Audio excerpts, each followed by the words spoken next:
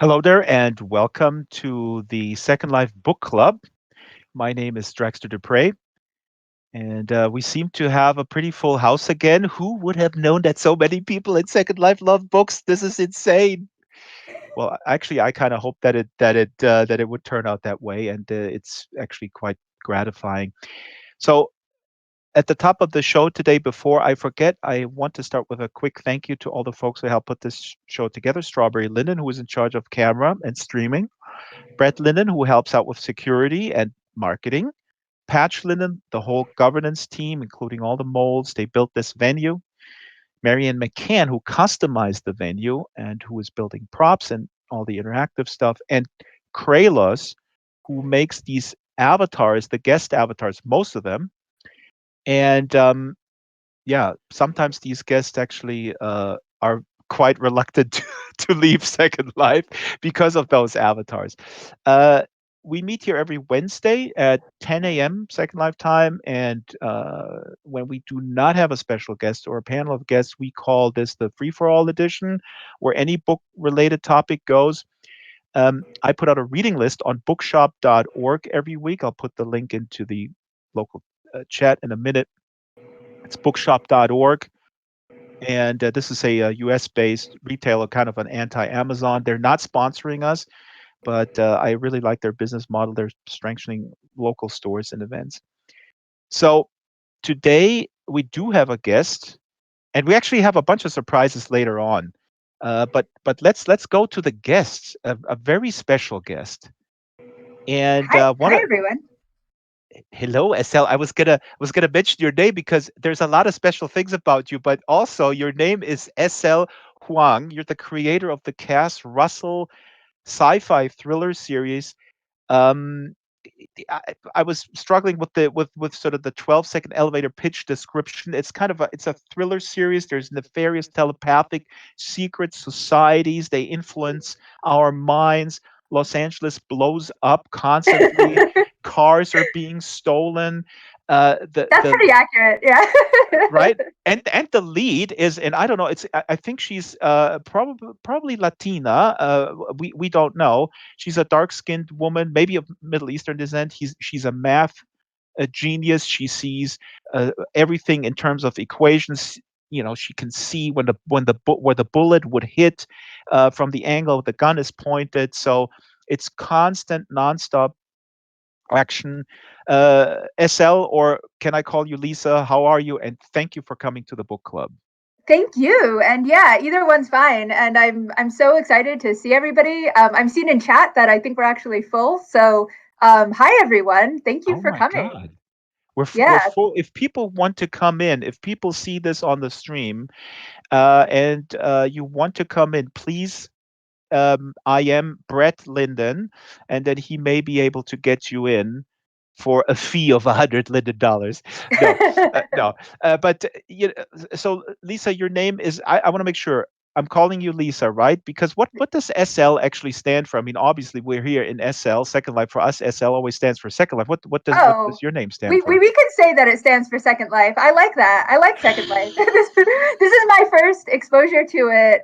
Is doing these book clubs with Drax, and it's amazing. I'd heard of it before, but just never like took the step to make an avatar and try it out. And it's so much fun, and I'm really like seeing and I like seeing and exploring the worlds, and yeah, it's very cool. You're one of those authors where I allotted 30 minutes of onboarding time, and you're literally like 5 hours later going, come on, Drax, let's go to this other club. It's like I'm visiting you in LA, and I go like, hey, I'm an old guy. I need to go to bed by 8 p.m. You go like, hey, it's just 3 in the morning. Let's go to Sunset Boulevard. Oh, But see, that's how I am in real life, right? Like, I'm not, I'm not going to like, I'm the person in real life who's like, oh my god, I don't want to like go out. Like going out sounds terrible, but I'll go out in Second Life because hey, this is like so much like more interesting than real life. this is actually fascinating because and I want to talk about the book. I mean, I want to talk about a lot of things because I want to touch on the fact that you started out as a self-published author, and now you're with Tor Books, which is a major a powerhouse in sci-fi and speculative fiction. I want to talk about the book, and what you just mentioned is interesting because your character. Cass Russell, and I don't know. I'll ask you who you think she is. I mean, she's has questionable morals. She's kind of a mercenary. She takes on a That's bunch right. of Yeah. jobs, and she's struggling with her morality while she steals cars and blows stuff up. But you obviously are maybe a little different from her. So, Oh uh, yes. who is Cass for you? I mean, how would you describe her, or tell people, like, what, when they ask you what are these books about, but more prominently, who's the main character, what's her deal? I do describe her as an anti-heroine. Somebody who, we're rooting for, even as she has such difficulty with, these little things like morals. And she has such difficulty like maintaining her, the friendships that she's finally starting to have with people, and they call her out on it. They Mhm. have to cut her a lot of slack because she keeps messing up. But hopefully we're still rooting for her. And she's so skilled in everything having to do with like violence. Like if you throw her against an army of people, she's gonna win.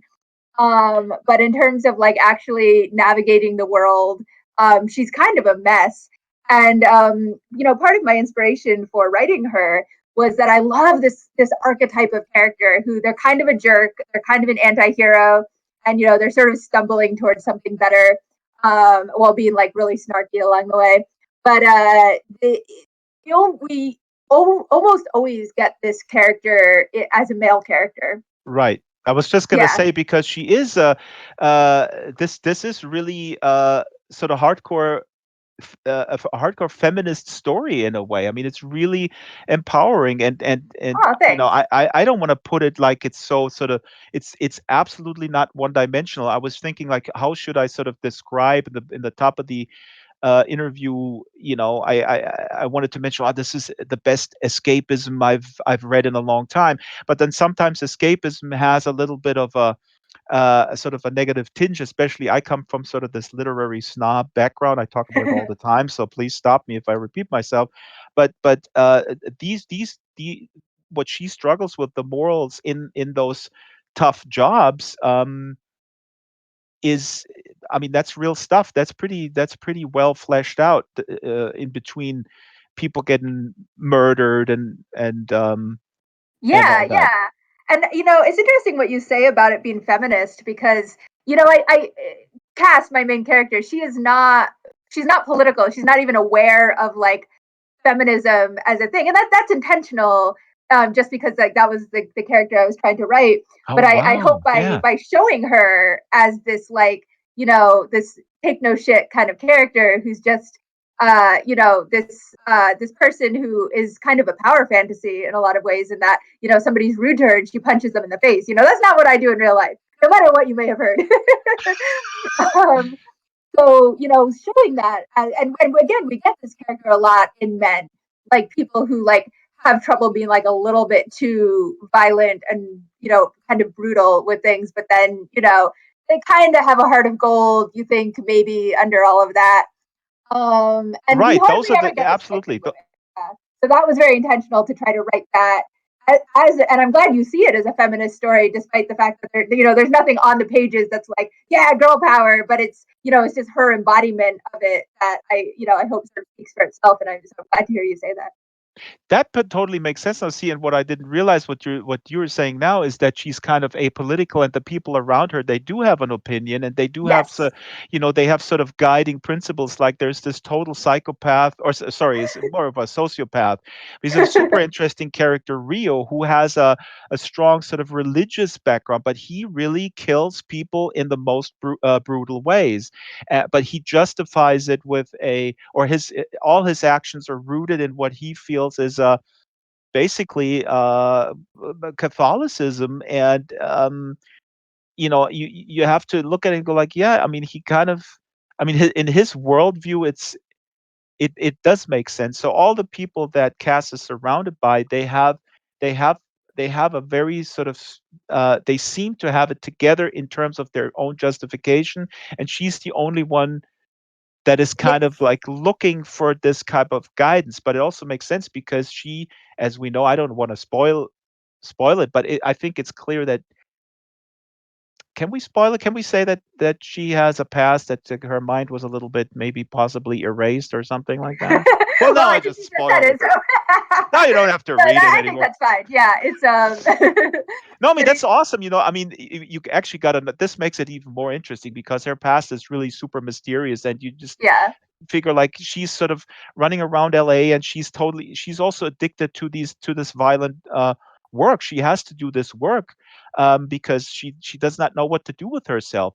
And I just want Yeah, to and throw.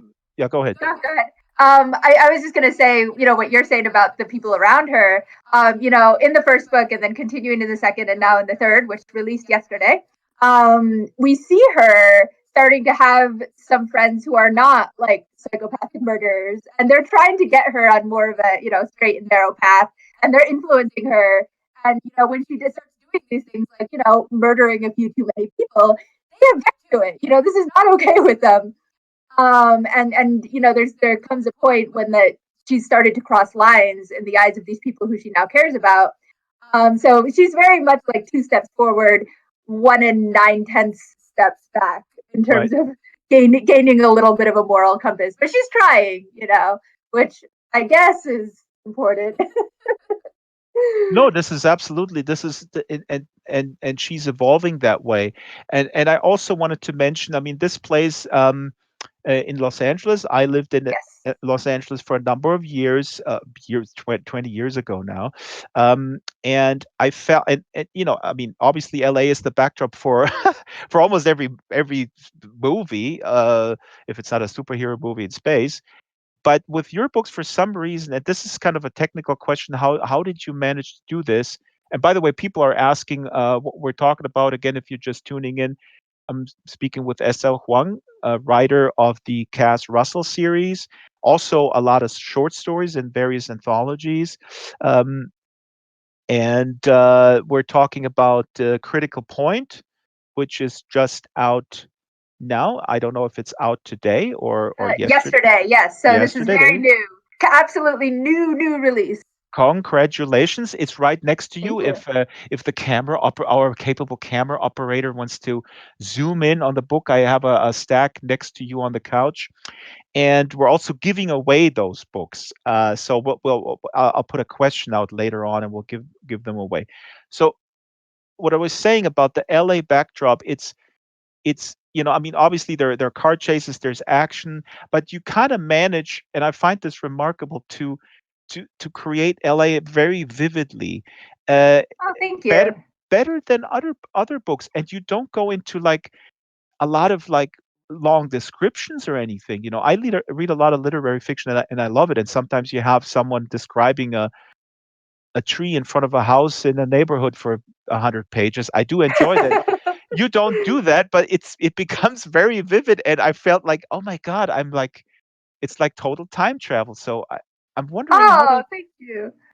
That's perfect. That's exactly what I was aiming for. It's a You know, technique question. Please share your secrets. How do you do that? Because the neighborhood, it becomes very multi-ethnic. I mean, the multi-ethnic makeup, but without you, basically, you know what I'm saying. Like, it's not yeah, like I you're do.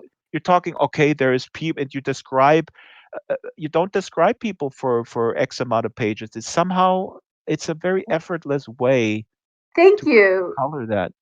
The way I was intending for it to be read, which is exactly what you're saying, is almost like urban fantasy, where Los Angeles is almost like a little bit of a secondary character in the Ah, books. And I don't know if it's so much technique that helped me here, honestly, as I lived in Los Angeles for almost a decade, being a stunt person and firearms expert for movies. And so I was going. The thing about working in movies that's really makes it an interesting and very not boring kind of career is that every single week you're like on a different shoot, you're in a different place, and like there, I was getting sent to all the most the seediest locations in Los Angeles, under freeway ah, overpasses and decrepit motels that were like slated for destruction and like old hospitals that were rumored to be haunted and all this stuff. All these incredibly interesting locations. Also out in the desert, in the mountains. There's all these places around Los Angeles that are very different environments, which is one thing that makes it so good for making film and television. And so I just felt like I was seeing like such this incredible cross section of the city. And I draw on all of that in the books. Like I'm always trying to find like really interesting locations that I've been to and pull out some of that texture of how it felt to be in these places that most people don't even cross paths with in Right. their day-to-day life.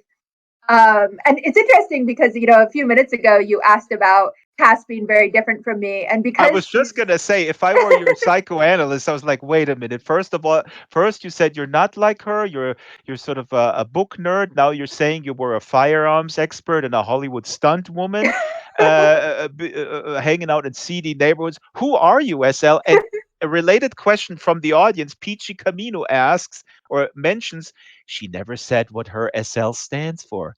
Oh yes, that's true. Okay, so I'll answer the first question first, which is Mhm. I do actually, because my main character is she's a woman who's very good with firearms action.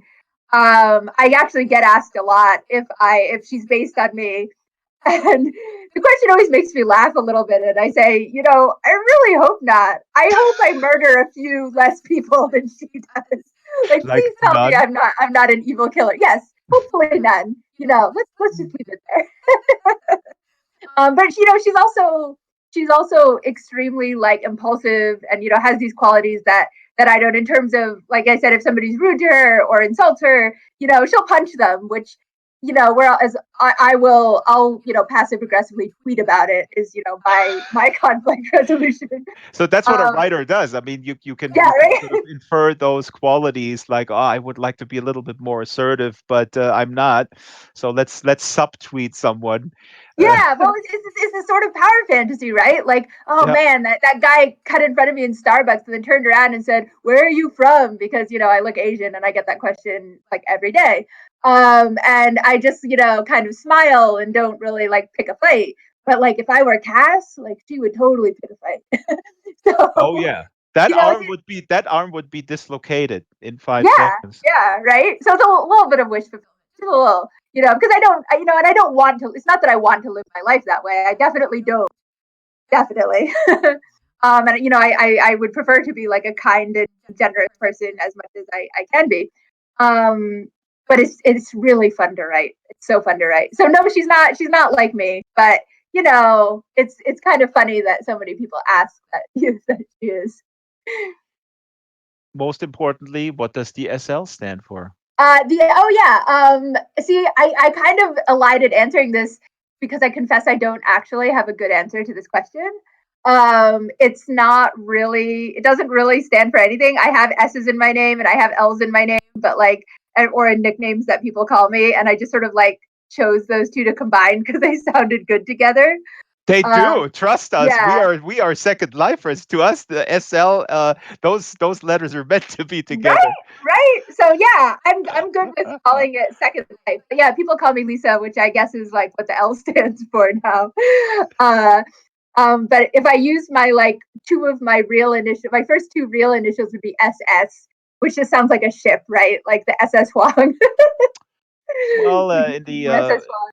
in the German history, SS also stands for something a little bit worse than a ship. Yeah. So, Yeah, I would not want to go there. Like SL is much better. Let's go with SL for sure. uh, I'm speaking with SL Huang. If you just we got people tuning in here on the various streams. The latest book came out yesterday in the Cass Russell series. Is called Critical Point.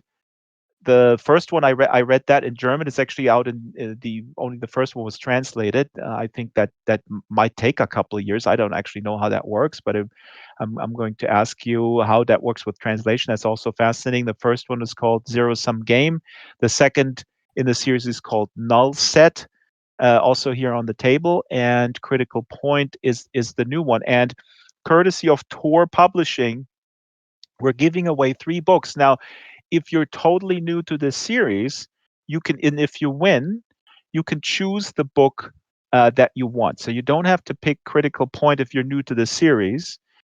Please specify that. Now, um, I, of course, have to ask a question to the audience. This is only for the in world audience. Next time, maybe we'll give it away on the stream, or maybe if you're watching this on the stream, come to the show in world. Now, the question that I'm going to ask that you have to answer in order to win this book is SL Lisa has an anthology, several anthologies, or she appears in several anthologies. Now, if you can name an anthology that one of her short stories is in, that was edited by Anne Vandermeer. Okay. See, I'm so nice that I'm actually putting the name Anne Vandermeer. If you don't know who Anne Vandermeer is, I think you should not even apply to win this, but I'll put it in the chat. So the first three people that I am me privately, the name of the anthology that SL Lisa's story appears, that was This is edited such by. a scavenger hunt. Oh my gosh. Yeah, I mean, I thought like let's make it easy. What's the name of the first book in the series? Come on, Lisa, we got to make it a little difficult here. People in Second Life, they're not they want a challenge. So Ah. the current anthology where Lisa's story is in there, and the anthology is edited by Anne Vandermeer. Um, and so the first three people, and I will let you know if the books are gone. We have two winners. Oh my God, they're coming in here. That's so Uh, fast. Oh Wow, my guys, God, we got I'm three. so We got impressed. three. We got three. Congratulations. And the three winners are Siri Vecina. Siri is here. I thought she was on my phone. Okay, that was supposed to be a joke. Mia Applebaum, you are great. And the third one was Stella Wicks.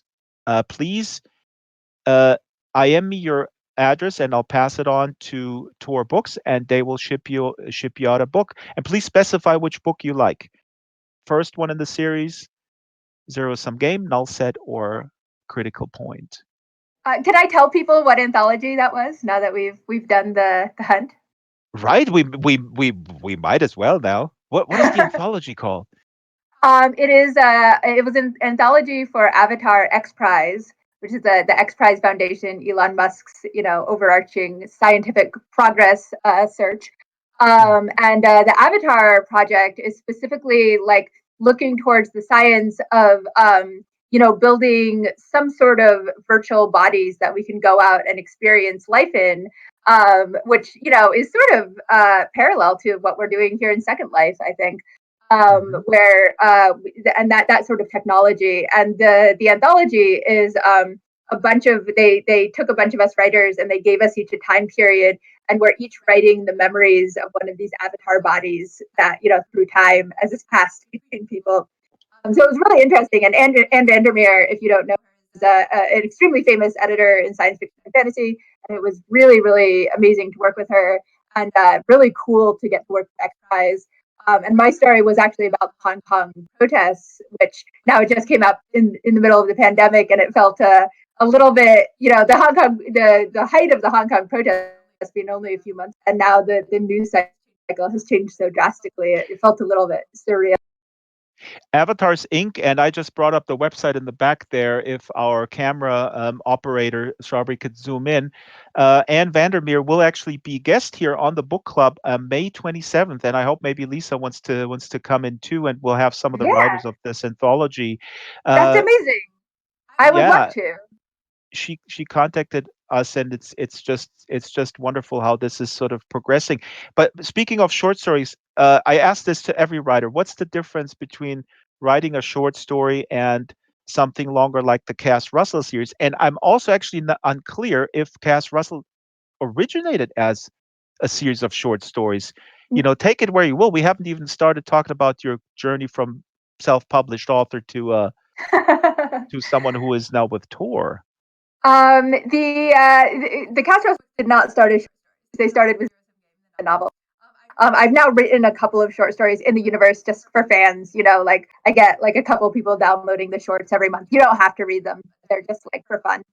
But the for me, the process is totally different. And this is not true of all writers. Writers are so idiosyncratic. We all have completely different processes.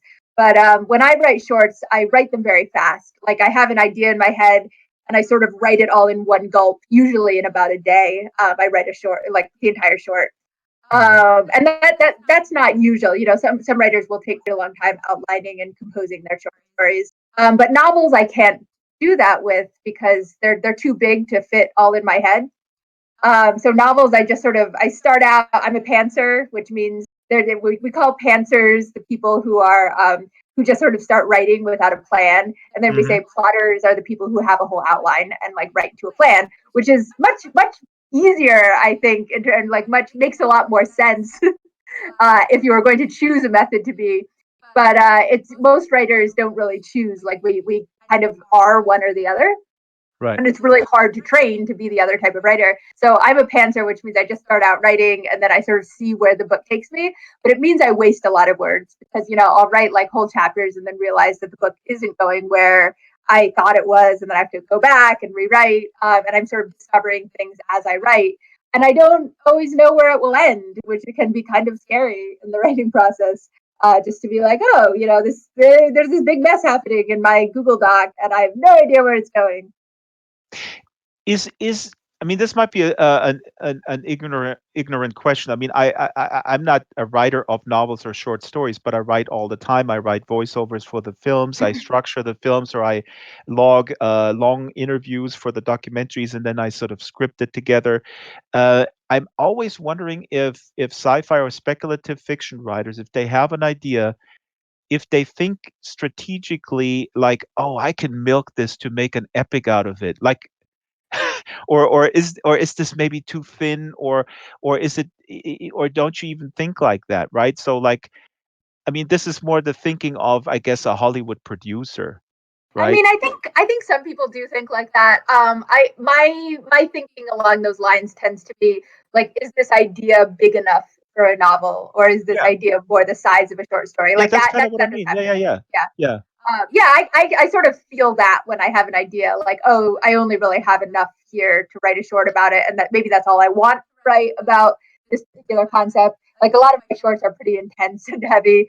The one that just got the Hugo nomination is it's a very intense like story about like war and weapons of mass destruction, and it was very hard to write. I don't know.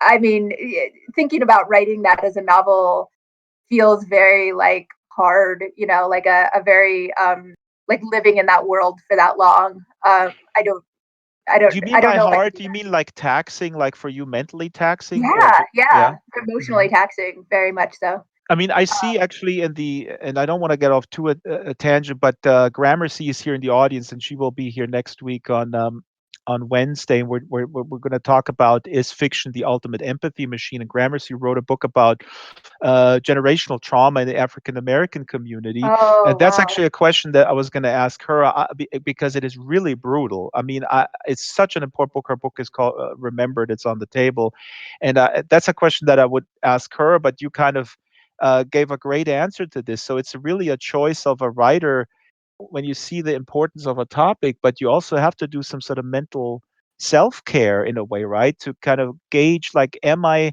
equipped to deal with this subject for let's say, a year or 2 years? Yeah, and there can be both sides to it. Like I do write sometimes to process through something that I'm, trying to work through in my head. But on the flip side, like if I'm spending sort of too long with that, that can also, be really difficult and intense emotionally to do. Hmm. Hmm. And it's hard because a lot of people kind of like writers to dig into our pain in a way. Hmm. I mean, I don't mean people like it. I mean that those stories They that expect tend. that. They kind of expect that, or like, right? No, I No. more mean that those stories are ones that can resonate, which is very understandable, right? Because people who have dealt with the same sorts of things, will read a story and be like, oh my gosh, that connected with something that was very intense and difficult for me as well. So I get a lot of good responses on those stories, and then sometimes I get editors who are asking me to sort of dig more into those places that might be painful for me, that might be personal, and that can be a little bit hard to like not feel that I necessarily always can choose how much of my personal difficulties and painful parts to expose to the world. Where can we read the Hugo Award story? Is that published in an anthology or is that online somewhere? It is online. It is at tor.com. The title is As the Last I May Know. And if you just search tor.com for the title or for my name, it should pop up very easily. Or if you just look at the Hugo lists, you'll see links to it. It's also coming out in anthologies. I've had quite a lot of requests for reprints. It's in the tor.com Best of the Year anthology for 2019, and it's also going. I don't know if I can say this. It's coming out in at least one Best of Science Fiction anthology. I Mhm. don't think that's been announced yet, so I don't think I can say it. And it's been translated into Chinese and Spanish, so I'm really really excited about it. And so there are lots of places you'll be able to get it, but the easiest is tor.com, free online. You can read it right now. Wonderful. And speaking of reading, and I mean, I have so many questions and threads to that we could potentially continue because what you just said is such an interesting, profound statement about the vulnerability that a writer has to have and then also suffer. I mean, it's similar to an actor, I guess, when you Yeah. inhabit a role, and you got to make these kind of hard choices. Am I able to go through with it, with a specific subject matter? So this Hugo Award story, as you were saying, is about the Hong Kong protests, correct? Oh, no, no. The Hong Kong Oh, protest one was from the X Prize anthology, the Anne that's Vandermeer right, anthology. Yeah, that's right, that that's just right, came out a couple weeks ago. No, the Hugo nominated one is about it's about weapons of mass destruction, and right. it's a lot of like sort of an analog to like thinking about nuclear weapons and war and Mm, decisions that where people try to justify atrocities and sort of all the messiness of that right. and it's I wrote it after going to the atomic bomb museums in Japan, which was an extremely affecting experience, and I also almost in the same time period had visited the Nanjing Massacre Museum in China, and just seeing the atrocities of the Japanese army, but then also what we Americans did to Japan. Yeah. It's so huge, and to try, I don't have any answers certainly to anything. I just it gives me so much grief to see what humanity can do to each other. And I wrote this story to sort of try to express some of what I was feeling about all that. This is really wonderful, Lisa. I'm really again. I just want to express my thanks to you for coming here and having these great discussions, and thank you to the audience also for coming and making this book club here in Second Life really a wonderful success here for me as a book nerd. I'm in heaven. I'm also in the heaven of anxiety because I read nonstop and I enjoy it. I mean, it's not a burden, but I like to prepare, and I didn't read Lisa's short stories, although I should Oh, be. don't worry about it. I've written a lot of short stories. You're not no worries, no worries. Um, Now, do we want to do a little reading maybe, and then we'll talk a little bit about the business and some other things. And Sure, I yeah. also encourage everyone to type their questions to Lisa or comments. Type them in the chat, and I will get fed by Brett those comments, and then I will put it back into and state it to Lisa in case they get lost. So just please do type away in the local chat, and then Lisa, I would ask you to stand up and go to the Sounds good. edge of the Um, stage here. I did see a question pop by in the chat a little while ago. I've been trying to keep, and Yeah, it was asking that I went to MIT, and yes, that's true. I did go to MIT, and then I went out to become a Hollywood stunt woman, as you do, and combination of like math and guns is very much drawing on all of my own experience. You were breaking up a little bit, and let me just summarize here. Yeah, Lisa has went to MIT. I don't know if you graduated, but that Oh yeah. yeah, I graduated. good. Just checking. Yeah, Yes, I'm the my degree. admissions officer. I see. I see. All right. And then you went to Hollywood and worked as a stunt woman in a bunch of series, also Battlestar Galactica being one of them. Yes, which was, let me tell you, pretty incredible as a nerd. So let's see. But see, that brings me back to like, who are you? But we're going all over the place here in the line of questioning. I mean, we're all multifaceted beings, but it's we fascinating are. how you got. Well, we'll tag on some questions later. How did you get from here to there? That's actually in my notes that I wanted to ask you. How did you make that decision, and why to pursue this other career? But let's read a little excerpt of Critical Point.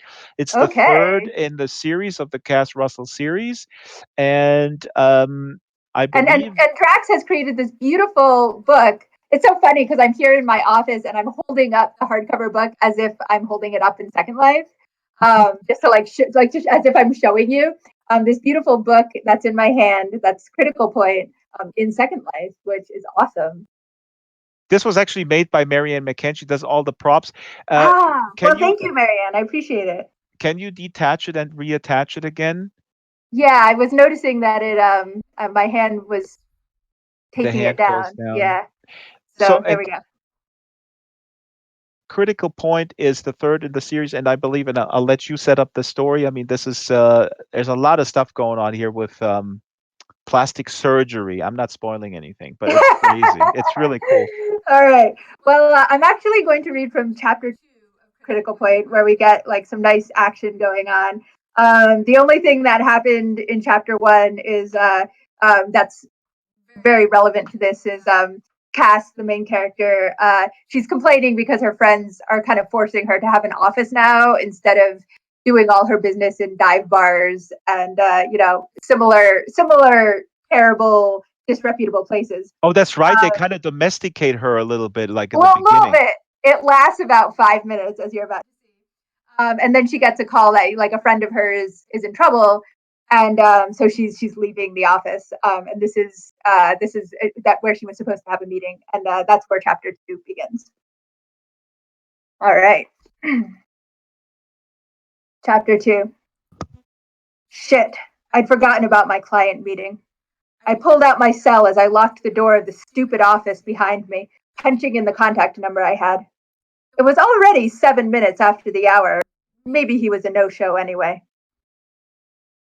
The phone rang out without a voicemail message. That was weird. You're not supposed to be leaving, said a voice. I turned. It took me 3 scans of the decrepit parking lot to find the person who had spoken. My client, well, I assumed, was scrambling toward me over the gravel, an unkempt Asian man with shaggy black hair, greasy stubble, and a torn shirt beneath his leather jacket that was even dirtier than mine.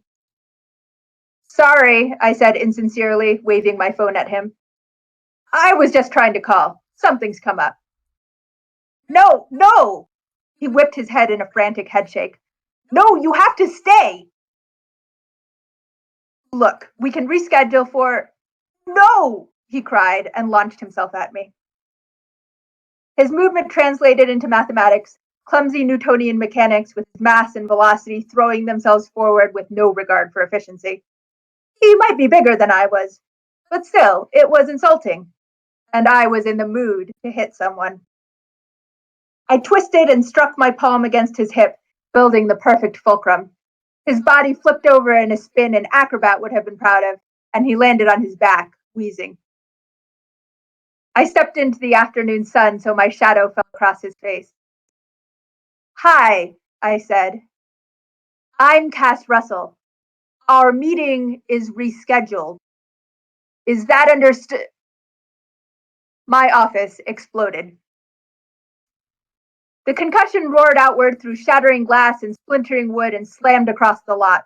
The blast flung me into the air, the noise overwhelming everything else. I flailed against it and managed enough of a partial solution to twist and hit the ground hard on my shoulder before rolling out back to my feet. The explosion had shredded the front wall of my new office, bits of boards hanging by mere splinters against crumbling mounds of plaster. Nothing was on fire, but I didn't want to know what it looked like inside. The small, grimy parking lot had only a few cars in it, but their windows had all shattered, and I could hear car alarms wailing from some distance away. My lungs twinged in the aftermath of the sudden pressure differential. My would-be client, who had escaped the worst of the blast by being flat on his back, tried to scramble to his feet and dash away. I snatched up a piece of wood rubble from the explosion and threw it. And missed. What the hell? I never missed. 100% accuracy was one of the perks of having a freakish mathematical superpower. I picked up another piece of debris, concentrated, and tried again. This time, the board smacked him against the back of the knees, and his feet flew up, landing him on his back for the second time in 30 seconds. You! I shouted, bearing down on him. My voice sounded strange and tinny. Also, my head hurt. You just tried to get me killed! He mouthed something at me. I grabbed him by the neck and slammed his head into the gravel. Who are you? His jaw worked frantically, as if he were trying to form words, and he stabbed one finger repeatedly at the side of his head like a jackhammer. Ears, right. The car alarms I was hearing weren't from far away. They were right next to me. I yanked the guy to his feet and levered one of his arms behind his back to force him along with me. His face contorted in pain as he stumbled to keep up. I brought us to a car that wasn't mine and shoved him to the ground while I jacked it open, glass showered down onto the seats. I shoved my new friend into the back, brushed the glass off the driver's seat, and pried open the dash to touch the right two wires together. The car thrummed to life beneath us. I couldn't hear it. Okay, so I think we're only doing a short excerpt today. So that's from the beginning of the book there. That's wonderful, Lisa. Thank you so much. Really, really great. And this gives you guys I think a perfect flavor of sort of the pacing, the setting, and yeah, especially the pacing.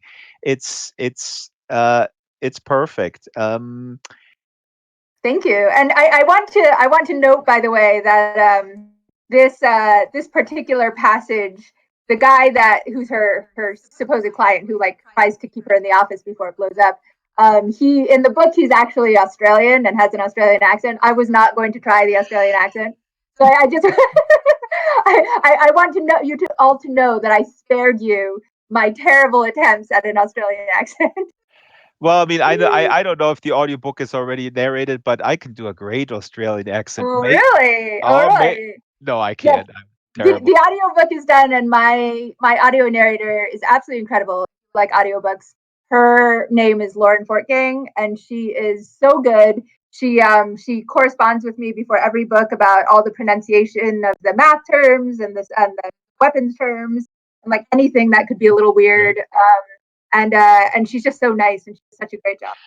We have a few comments here and questions, and I just saw this too late. I think Flutters mentioned he wants to read the book even more now. Yeah. And I mean, and you can see here, like with this setup, also obviously what we talked about, like her ability to use her understanding of math to calculate and anticipate the relationships of objects. I mean, you can sort of see it like, I don't know, like a real, like an Iron Man without the, I mean, basically a augmented reality overlay without the Yeah. without the goggles.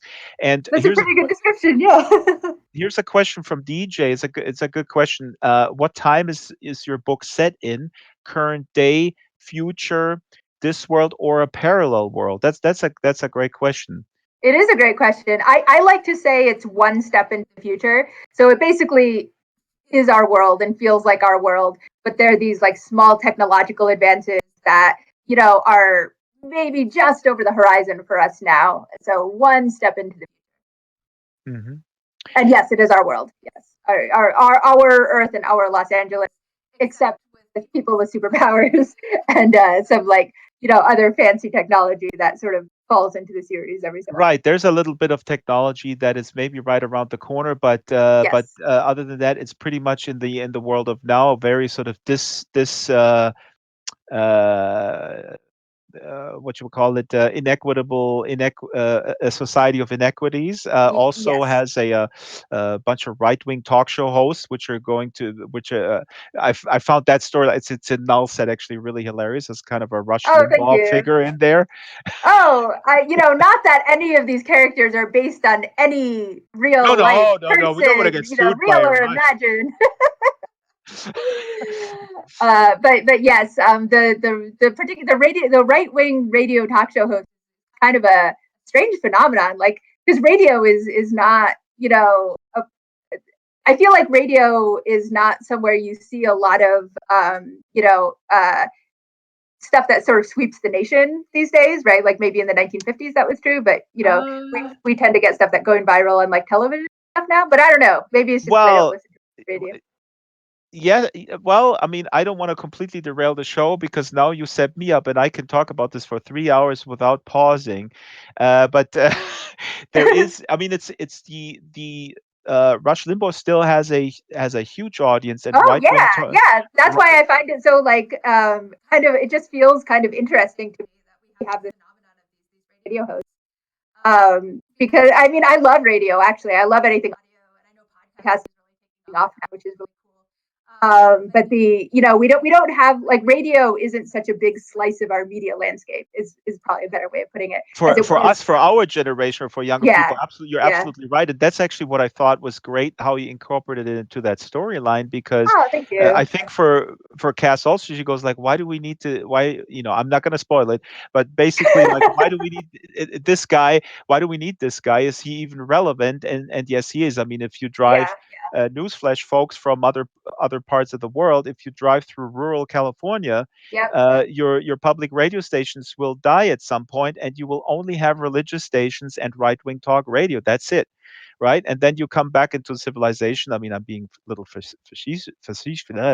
facetious here. Sorry, English is not my first language, but yeah.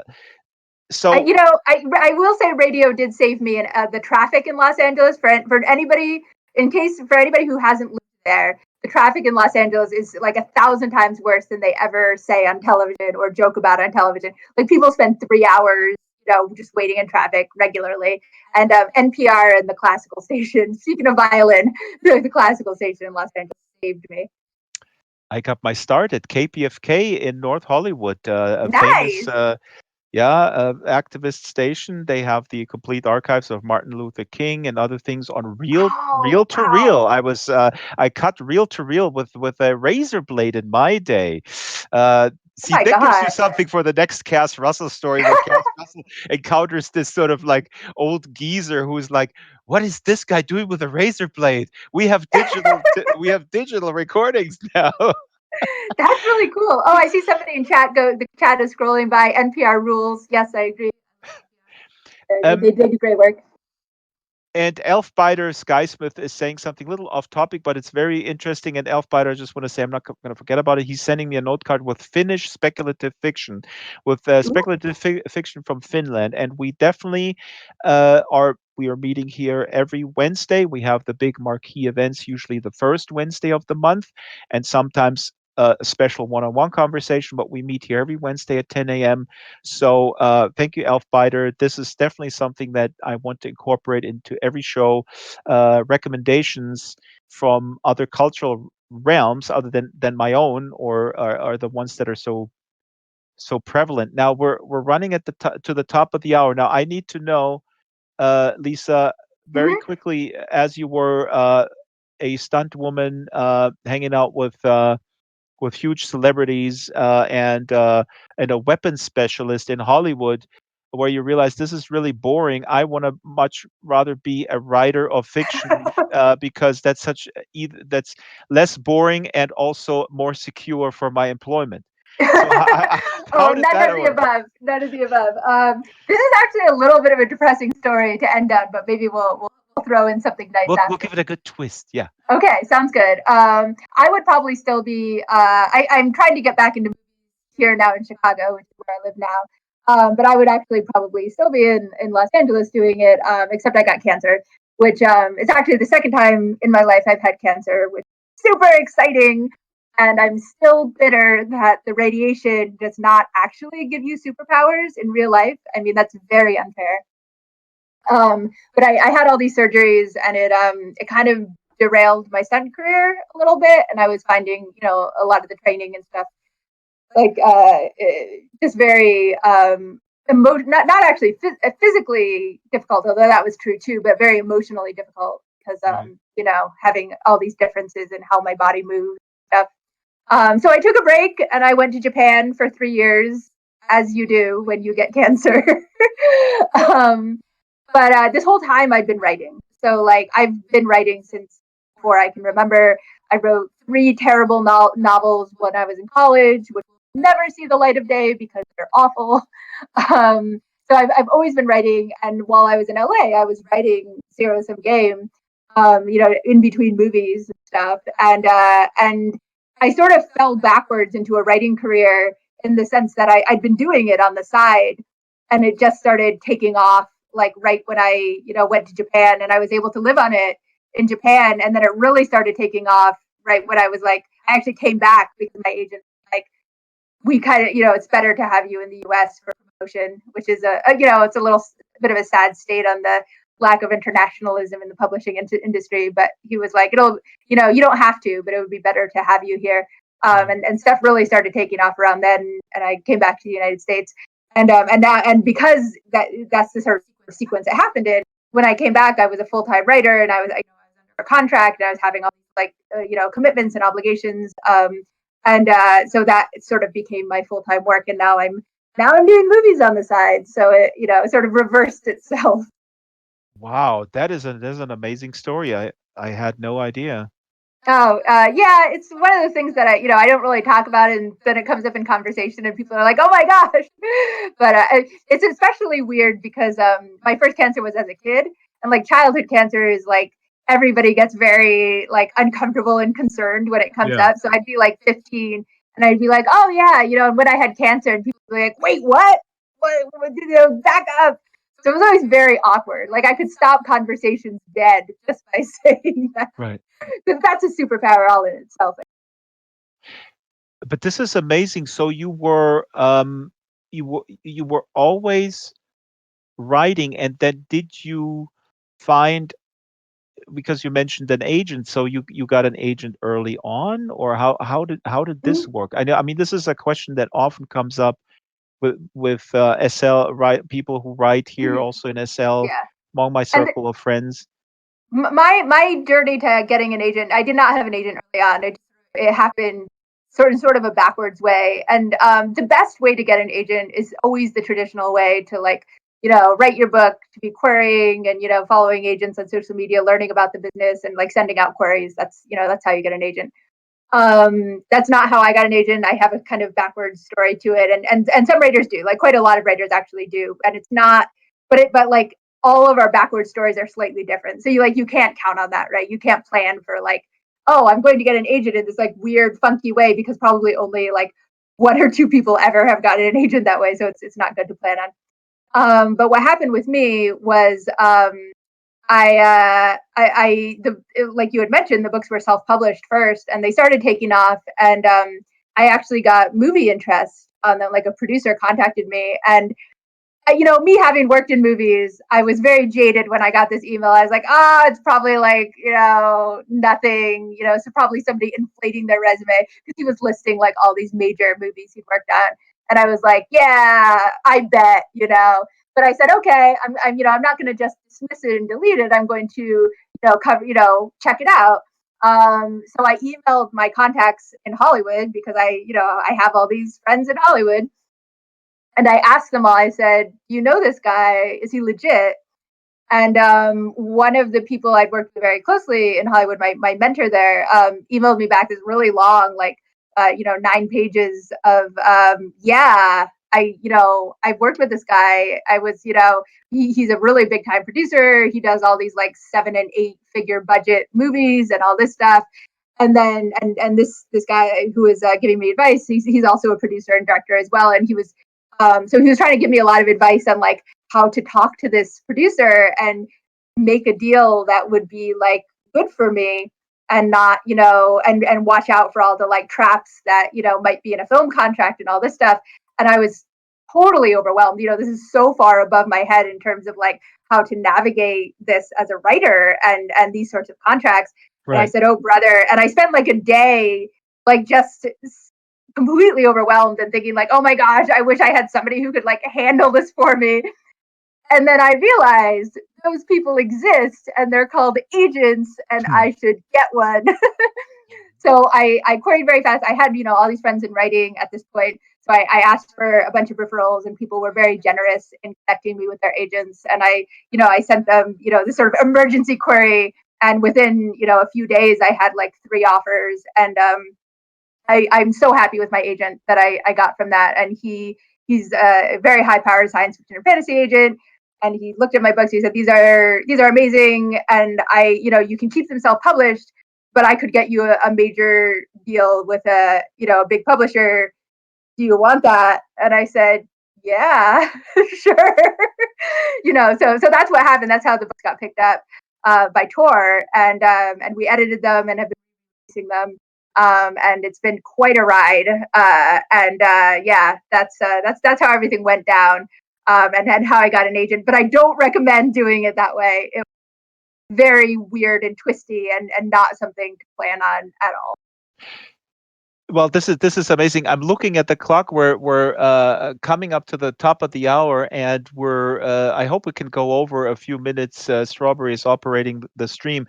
We add a half hour with Q&A from the audience, but we are confining the stream often to just an hour. So Strawberry, who is the main producer, let me know if we can go over a few minutes because I feel we're just getting started. I mean, I'm just listening to you, Lisa. This is wonderful, and thank you so much for sharing the story where the cancer was forcing you to make a decision, and then ultimately in hindsight it kind of goes back around, and there's, I mean, I don't want to offer any platitudes, but there's a reason, not that there's a reason for everything, but you can find a way. uh it will come back around. I don't want to bore people with my own trauma, but You're everybody has something in their lives where yeah, that's very when you're in true. front of it you feel there's no way you can get through this ever, and then time moves on and there will be some sort of a correction, or you see it from an angle, and I certainly don't want to make light of Yeah. hardships here at all. No, we hope so for sure. And it's still something I've written about it. I have a cancer short story, which I thought I would Certainly. never write about it, and then I was like, oh, I guess I've written a cancer story. But because I tend not to like cancer books or cancer movies at all because somebody always dies and it's always really tragic and like is supposed to be about the meaning of life and like Yeah. no, it's not that. Like there's nothing like profound about having cancer in my experience. It's just it's shitty and it's terrible. And and most people, especially pediatric cancers, you see all these YA books with these kids dying. Most of us get better. Like it really sucks, don't get me wrong. And I had like a 50-50 chance of living. But most of it, like something the pediatric cancer survival rate is something like 80 or 90%. Like most of it, we're not like dead people walking, which I really it's people treated me really funny when I was a kid, and I don't enjoy this like YA boom of cancer books. I'm not into Well, it. this is an interest. I mean, it's difficult. I mean, I only know this in the context of people with disabilities because I made a documentary about it and other shorter documentaries. And people with disabilities and or with chronic illness, they encounter that often or daily Yeah, that people don't yeah, know how to approach them. I mean, this is something that we're not being taught how to react. So I don't, so I have some empathy with people are just not comfortable with reacting to it. My mother was a special ed teacher. I grew up around kids with disabilities, so Mhm. it was never an issue. I could approach them, and then later in life, I realized, wow, there's these people. They act so weird when they see someone with with a visible Yeah. disability. What's And, going on, right? I mean, and these. people get really awkward and uncomfortable, and and that's understandable to some degree if you haven't been taught or haven't been exposed, especially when it's like other kids, right? Yeah, But I don't think the YA cancer books are doing us any favors in that regard, unfortunately. that is a see that opens another whole hour of a super interesting Oh, definitely, I could conversation. go on. I could go on. The Uh, YA cancer. I didn't even know that there was such a sort of flood of this Yeah, it's like subgenre a in whole YA. subgenre. Yeah, it's a whole subgenre of like young adult books, where like it's some big storyline about a kid who has cancer, and profound things always happen, meaning of life stuff, and I'm like, no, no. So it's always like growing through the disease. The disease is making me confront things that I would have rather suppressed. So Sometimes, that kind of metaphor. yeah, Okay. yeah. I don't know. It's a I was gonna say AJ McDowell is saying in the chat she just finished zero sum game. That's funny. She was actually reading. She was parking her avatar here while she was still reading it. heck yeah! Thank you for reading the books. I'm so glad you liked it. Um, let's wrap up the stream nicely here. Then Sounds good. we talk informally a little bit outside of the stream. Let me just say Love it. big thank you, Lisa. Thank you for coming. It's wonderful. The team Strawberry on camera. Thank you, Brett Security Marketing, Marianne McCann with a bunch of great props. Customizing this venue. The venue was originally built by Patch Linden, the governance team, all the moles, and Kralos made your avatar, Lisa, and Oh, a awesome. lot of other. Kralos runs a ashram meditation center here in Second Life, which is wonderful. Look it up. And now I'm going to reveal something. This is a new thing that we have, and this is my gift to you, Lisa. This is a sculpture that was handcrafted by Silas Merlin, who is a amazing Second Life artist and also a real life pastel painter.